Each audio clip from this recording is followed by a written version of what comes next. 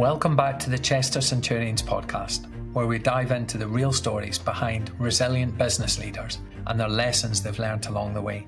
Today's guest is Tim Kenney, co-founder of Kenny Moore, a commercial property agency that's been trading for over 30 years. Tim and his business partner, Howard Moore, started the business with little more than a phone box, a polished car, and a handshake, and they've built one of the most respected names in the industry.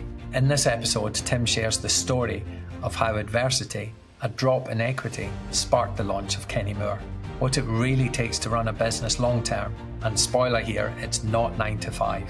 Why resilience, honesty, and asking the right questions matter more than qualifications, and his thoughts on handshakes, partnerships, and why not every frog is worth kissing. This one is packed with straight-talking wisdom, practical analogies, and brilliant anecdotes from 3 decades of navigating the ups and downs of business. Let's dive in.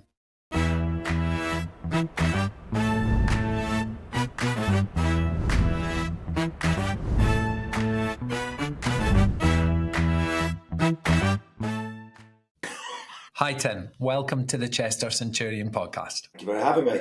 You're very welcome. So before we get started today, Tim, I'd love to know a little bit more about Kenny Moore, the business, and how long you've been trading, and maybe tell us a little bit about what you do. Okay, that's all relatively straightforward, really. Kenny Moore was established 30 years ago. We're in our 31st year, just, by Mr. Kenney, that's me, and the back end of the Pantomime horse, that is my business partner of 30 years, Howard Moore. And 30 years ago, we were 2 men and a secretary, and we're now 2 partners and a different secretary. And we've survived 30 years in what, looking back on it, has been quite an interesting time for UK property. Beautiful. And if you were to describe what you do to a stranger in the pub, Tim, what would you say? What would you say you do? How would you describe it? Well, I dislike using these words, but the simplest way of telling Joe Public what we do is we're a commercial estate agent. Okay. So we do what estate agents do with houses, we do with commercial property. The thing with commercial property that mostly differs from most residential stuff is, of course, you've got a variety of sectors that make up the commercial market, and you've also got a variety of tenures. Because by what I mean, yes, there's a lot of freehold stuff, but probably most of the transactions that we get involved with are leasehold transactions, because we started as a shopping centre business. Right when we started 30 years ago, I was the secretary for the Shop Agents Society in England, which was fabulous, because it meant that I held a database of all of those shop agents active across the UK, and everybody knew us when we set up as a 2-man band business from my dining room at home. So that gave us quite a bit of a heads up and a bit of a leg up. So that was great. Over those 30 years, as the retail market has very distinctly and definitely changed, we've probably become more of general practice surveyors, using the knowledge and skill set that we have to fix problems and bring solutions to clients.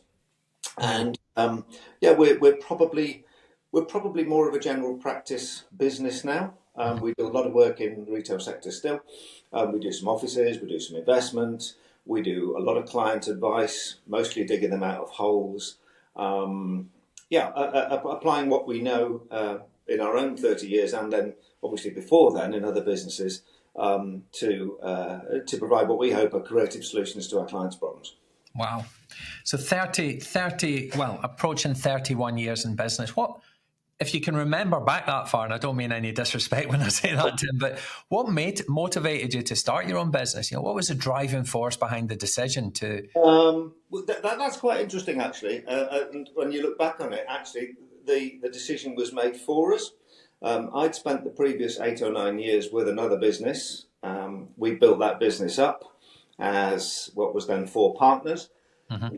We incorporated the business. I owned 20% of the partnership. When we incorporated the business, my fellow partners thought it would be more appropriate for me to take a 25% reduction in equity, and I thought it would be far more appropriate to leave. So, out of adversity comes opportunity. If you've got the mindset, the skill set, and definitely the kahunas to take it forward. What do you mean by mindset?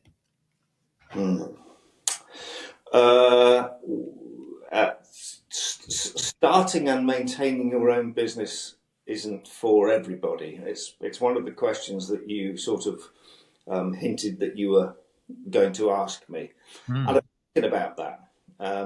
What makes anyone who owns their own business special from anybody who doesn't?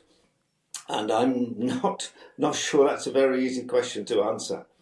I think you're either okay working for yourself and it works for you, or you are wired more to be an employee and happier being fed work to do and process it. That's kind of my very simplistic take on it. I think you've nailed it. I think there's no right or wrong here, is there? I mean,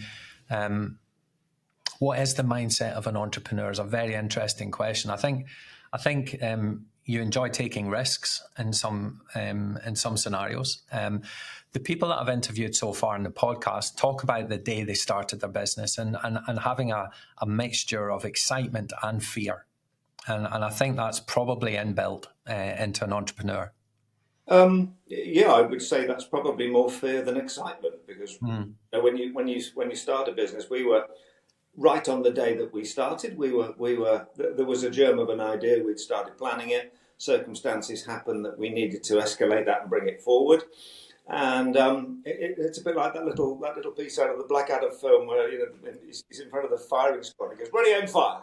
Right, and suddenly you're going right. And suddenly we're walking up the street outside our old business, Howard and I. We've got no mobile phone, we've got no offices, we've got no address, we've got indemnity insurance. We rang our principal client from the phone box at the top of the street. Now, that's not how you plan to start a business and expect still to be here 30 years later. But that's our story. So you rang your first client from a phone box at the end of the street? Yeah. That's wonderful. I love that, Tim. What a story. Yeah, it's true. And we bowled up at our clients' offices on the Monday morning. The car was clean. It was polished. We were in suits. Remember suits and ties? I do, yes. Yeah, so shirt, suits, and ties. We bowled up at our client's office, our principal client's office, and we told them what was going on. We told them what sat behind it. And they just listened to what we had to say, extended a hand of handshake and said, "We're very happy to support you. Thank you very much, gentlemen. We wish you all the very best." And they are still a very, very important major client to this business to this day. Wow. What an incredible story. So what are some of the other misconceptions about running a business, and how do you go about addressing them? So I thought about this too. You actually want me to ask the questions and then answer it, don't you? Mm-hmm. Okay. So what are the common misconceptions? I started thinking about this not very far, just this morning, and I think the first misconception is, oh, anyone can do this. Okay. Really? Okay, off you go then. The second one is it's the same as being employed. It's a 9 to 5 thing. It's just there's a little bit more stress that goes with it, and I have to tell you that, as you know, because you work for yourself, it's not a 9 to 5 job. When you run your own company, it's a 7 days a week job. You may not be doing the job, but you're certainly thinking about the job. You can't come away from it. Mm-hmm. And it doesn't matter how big your company is. Read some interesting autobiographies of company leaders. I haven't read a single management book on how to do it, by the way, but I've read autobiographies from people looking back on their times running businesses, and there's a common theme that runs through those autobiographies, which is we had no choice, right? We just had to do it, and we again, Blackadder, we are not at home to Mr. Cockup. Mm-hmm. You just have to get on and make it work. You can't go to a board and make a presentation and a business plan. We did put a business plan together. I've still got it, actually. What a lovely work of fiction. Point being, we bowled into a bank, we put a business plan there, and on the Monday morning, 3 days later, we were offered the support of the bank. We were with them for a great many years until that bank suddenly became a nameless, faceless service centre somewhere and ceased to provide what we needed as a little business, which is someone to talk to. So it's not a 9 to 5 job. Doing the job is great, but there's all the other things that not go with doing the job that you've got to do. Yes. And Howard tends to look after our money, and I tend to look after our administration, and that's how we divide it. And the bigger the company, you'll divide those roles down. You do those at the same time as you're running your own business. So not only have you got to do the client's job, but you've got to also make sure that you've got the structure in the business to do that, and that it's robust enough, and the cash flow's there, and you're chasing everything all of the time. Another misconception is, well, I've got a degree in this, so obviously I'm good at this. What I would say to that is there's a world of difference between intelligence and common sense, right? Intelligence might be being told how to hit it, right? Common sense is actually hitting it. And the analogy is often given about, the panel beater who charges, 400 quid for one tap of the hammer, and it's a pound for the hammer and £399 to know how and where to hit it. And it's those sort of things. You've got to be able to solve problems on the hoof all of the time. I've actually written that down, Tim, that when you do start your own business, all of a sudden you're the chief problem solver. That's probably your number one. Well, I also think you're the chief multitasker as well. Yeah, without a doubt. In our preamble, Alan, you heard me say this before, but running a business is like hunting, right? You've got to identify your prey. You've got to stalk it very quietly. You've got to kill it. You've got to bone it. You've got to build a fire. You've got to cook it. You've got to eat it. You've got to bury the bones. And you've got to do all of those processes at every time, all of the time. So at the same time we're dealing with a file, doing the client's job, you've got to be out there looking on the horizon. What's the next job? Where are we going to? Have I been paid for the last one? What's all going on? And it doesn't matter how big your company is. It's the same principle. You stop feeding the animal work, you very quickly run out of jobs to do. So the skill set is not just doing the job, it's being out there and continuing to feed new business into the animal. Gosh, that reminds me of a story. It was a young man came to me 5 or 6 years ago and had started his own accountancy practice. And one of the questions I asked him is, where are your sales coming from? And he says, well, I'm not a salesman, I'm an accountant. I said, no, you're not. I said, you're not an accountant, you're a business owner, which means by default, you're also a salesman. Yeah. And I think he needed to hear that, and he got quite emotional, if I remember right, and I think he went and found a job. But it's going back to that question, what is an entrepreneur? It's quite interesting, isn't it? And a chief problem solver, intelligence versus common sense, and a multitasker, someone who can juggle lots and lots of balls and make things happen, I think is quite a really cool. I think you also got to accept that work-life balance is something that will change. Right? Mm-hmm. So if you're a would-be entrepreneur watching this podcast and you've currently got a job and every month you get a salary, thank you very much, and it's lovely, and you think you're safe, great. What I would say to you is look out of the window, go and tell me how secure your job is in a real world where we're experiencing some very, very interesting and very far-reaching economic disruptions, both in this country and from abroad.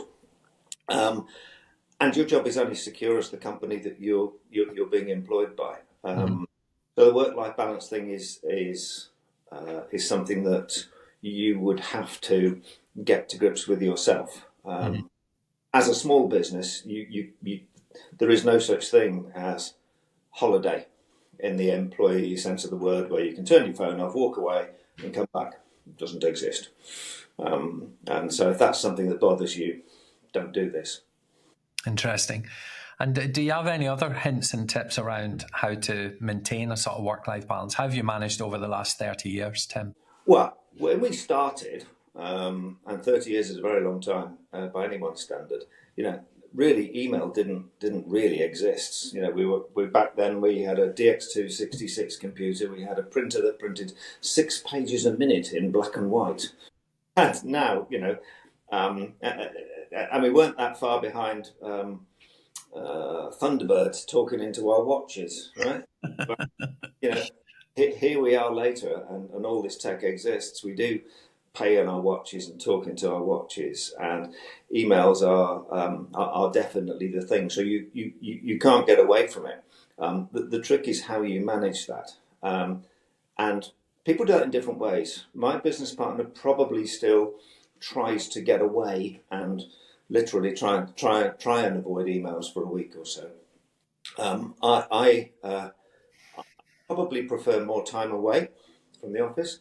So my personal way of addressing that is that I take my laptop, I take my phone, I probably bounce onto that twice a day, and I keep the blade spinning. That's my choice. Mm-hmm. Right?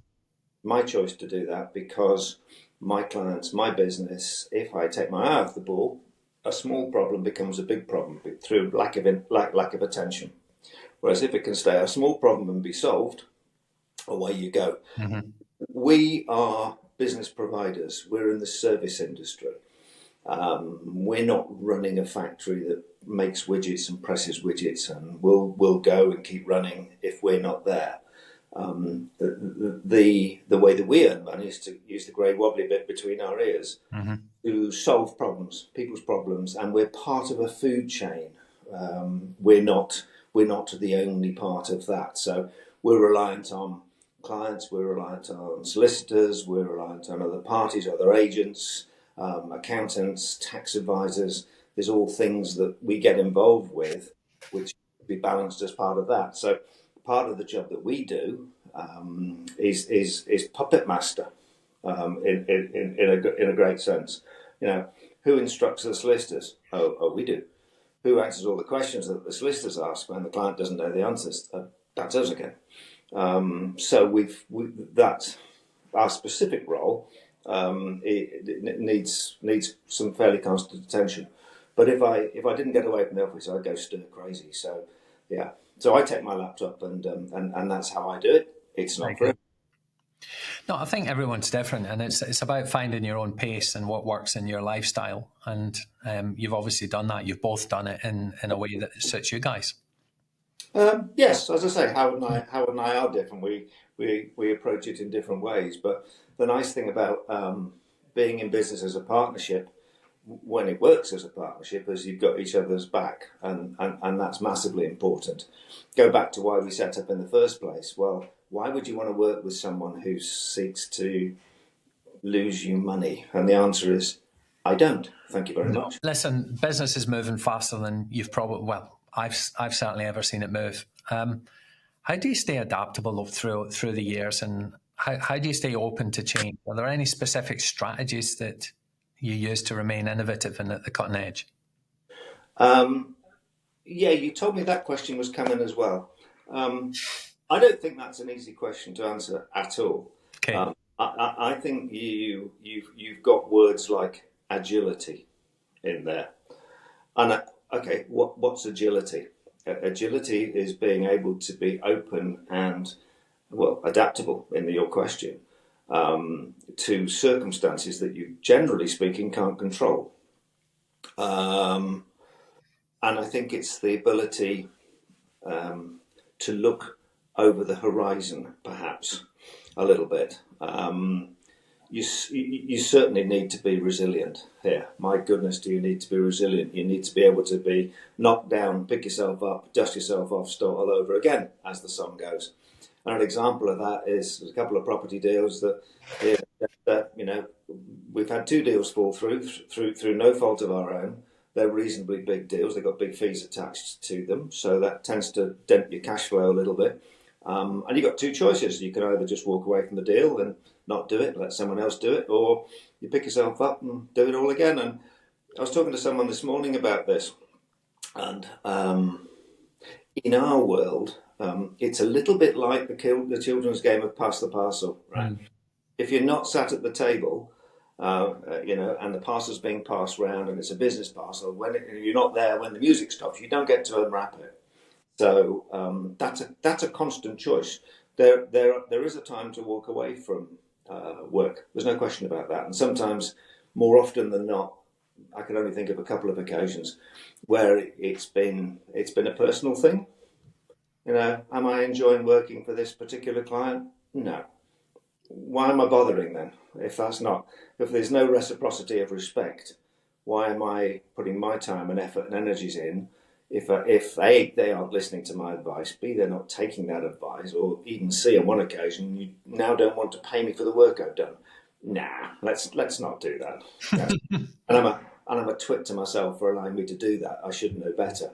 But as a service industry, we're wired to help. That's what we do. Yeah. We're wired to, here's a solution, here's a problem, give me a solution. And you can't go to chapter 4 of the book and go, oh yeah, this is what you do. This is what you do. We've read about this. You can't do that. You've got to look at the tools and look at your experience and go, well, hang on a second. I know that we came across this somewhere else, and that was a landmine. It was trodden on. It went bang. So we don't need to do that again. So we'll do this again. Are there other ways of doing this? Probably we're a bit annoying. In terms of our adaptability.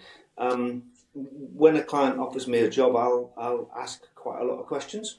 Mm-hmm. Not necessarily about the client, but it could be. Often it's, well, why are you doing this? Why do you want to buy one of these? What are you going to do with it when you bought it? Why are you taking this shop? Is it the right shop for you? Let's ask some questions. And that's okay. Strayed a little bit from the question of how do you stay adaptable and open to change. But I think by providing a good quality service to the client, sometimes we can be a bit challenging. Why are you doing this? What's it to do with you? Well, actually, it's everything to do with me, because my remuneration relies on you doing something at the end of it. So I really want to know that you're going to do it. And there's anecdotes. There's hundreds of anecdotes. On one occasion, I was asked to top and tail a deal that a client had done to relocate their offices. And they were working in town. They wanted to move out to the business park. Mm-hmm.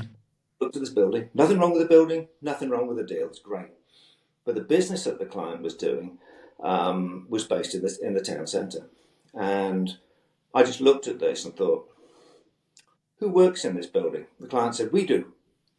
Who's we? What do you mean? I said, well, from what I can see, it's your administration staff. You're out generating the business. They're doing the processing. Mm-hmm. How do they get to work? What does that matter? Well, it matters a lot if you're moving out into a business park. How many of them own cars? What do they do at lunchtime? What's their social life? And what's going to happen when you move out without involving them? And I suggest you go and have a wine and cheese evening and have a chat and see where you get to. Unsurprisingly, to me, surprisingly for them, they came back and said, you're quite right. Yeah, the staff don't want to move out of the town centre. Okay, there you go. So the easiest thing in the world would be to take that client's instruction and just do it. Right, thank you very much, send them a fee. It's not the right thing to do though, is it? No, it's not. Tim, what a great story. What a great story about... Got loads of them. Customers. The saying that springs to mind, I can't remember what book it's out, is no one cares how much you know until they know how much you care. Yeah. And that's exactly what you've just shown us there with asking those questions, being curious. Well, another very simple example, Alan, would be know your client. Okay, these days we now have to, if you brought me an instruction and we've not worked before, I now have to anti-money laundering check you. Mm-hmm. So we've now got to be registered with HMRC for anti-money laundering. We've got to go on the courses. We've got to sign up. That costs some money. Then we've got to do the AML checks. That costs more money. No one pays us to do that. That's just compliance that we have to do. But as part of that, it gives us the opportunity to say to the client, you want me to sell this for you? Okay, who owns it? Because if you own it personally and I'm going to do my job and I'm going to do that job well, you're going to give a load of money to Her Majesty's Revenue and Customs by way of enhanced capital gain, you might want to think more strategically about this before we do our job. So what might seem quite an impertinent question, and in some senses it is very relevant when you look at the client's position holistically. Should you transfer some of the ownerships? Should you dodge that that inheritance by doing a deed of variation to that person's will? Should you go and talk to your wealth manager about putting this in some sort of collaborative pension approach? Think about trusts, all of this. So yeah, we do the property job, but actually why we do the job is as important as doing the job. We can do a great job, but if you're going to give 40% of that money to the taxman, why am I doing that? Interesting, very interesting indeed. And it's the difference between, I guess, a property agent and someone who cares about the results that the client's going to get. Well, it's just there's a lot more to it than the sort of the nailing a board on it and doing the job, and that's perhaps something that people don't see. I mean, one of the things that I suppose I look back on not fondly is the fact that in 2025 a handshake means absolutely nothing. 30 years ago, a handshake was your bond. In fact, I had a client who, quite literally, his handshake was his bond. Once he'd shaken hands on a deal, that was it. Someone came along with a better offer, not interested. I've shaken hands on the deal. That's it. Wow. And we've gone from that to it meaning absolutely nothing. And I think that's a great shame. I agree. 'Tis a shame. We should stand by what we agree. Well, I think it's important. If you going back to one of your earlier questions, what's the secret to longevity? And it's probably being open and honest with your clients. Someone taught me. One of my earlier first boss probably gave me 2 bits of advice, and one of those was be nice to people on the way up. You meet them again on the way down. Yeah, I've heard that before. But it is so true. And the time that you see that in operation is when you come across someone who's perhaps working for a company. They're in that gainful employ. They assume that they're going to be there forever in that company, and you can either behave honourably in that role or dishonourably in that role. If you behave dishonourably in that role, funnily enough, when you pop up somewhere else, you'll find out who your friends are. Yeah. Listen, it's been an absolute pleasure having you on, Tim. It's been really good to have you on the podcast, but I've got one more question to ask you, and it's a biggie. Okay, go on. What are the 3 biggest pieces of advice that you would give to an aspiring entrepreneur, or maybe someone that started their own business and is struggling right now? What are your top 3? Okay, well, I've probably given you the one, haven't I? Which is be nice to people on the way up. That's a cracker. Yeah, we'll take that. On the way down. And we've talked about, think about why you're doing this. All right. I suppose if I'm allowed 2, I might go for business is wider than just you. Right? It's not about you. It's about how you fit into a broader scheme of things. And you can take a very selfish approach to business, and many people do, or you can take a wider view. And what do I mean by wider view? It's bluntly, don't be so bloody selfish. Think about what you can do in your community while you're doing this. Your business community, your network community, the local organisations that you can come across. If you can use your skill set to help people a little bit, in my book, that's not a bad thing. You don't know who knows people.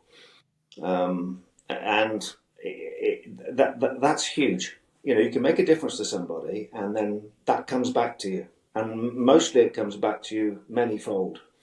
I don't know who you are, your brother is, your mother is, your connections are. But if we go out of our way to help you, there may not be a fee in that for us while we're doing that. We're just giving you some advice and helping you. But, suddenly that comes up on a dinner table and you're in the company of a property director or something, and we get a phone call from someone we've never met that says, I understand you're the man to talk to. Great. How's that? That's just because you've been helping people. So don't think too selfishly about it. And I suppose the other thing is, not every idea is a good idea. Some of them seem a great idea. They're not, and you won't know until you kiss the frog. If it stays as a frog, that wasn't a great idea. If it turns into a prince or princess, then maybe you're onto something. I love that. Okay, so be nice to people on the way up, because you'll probably meet them on the way down. I love that. You will meet them on the way down. You will meet them on the way down. Business is not all about you. It's wider than that. And be helpful in your community. And I know you've done a lot of that, Tim, in the 30 years you've been in business. A hell of a lot that you haven't talked about today, but you have been a pillar of the business community in the local area. I know you have. And not every frog is good enough to kiss. So not every idea is a good idea. Make sure you're kissing the right ideas, right? Yeah. Tim, this has been great. And there's been some really, really golden nuggets for young entrepreneurs that may be starting their own business. Thank you so much for being on. And, let's stay in touch. I'd love to have a coffee sometime. Thank you. Well, you're welcome. Thank you for your time. And if anyone out there resonates with this and you want to just give us a shout, it'll cost you a coffee, but happy to help. Brilliant. Thank you, Tim. Thank you. Thanks a lot. Cheers.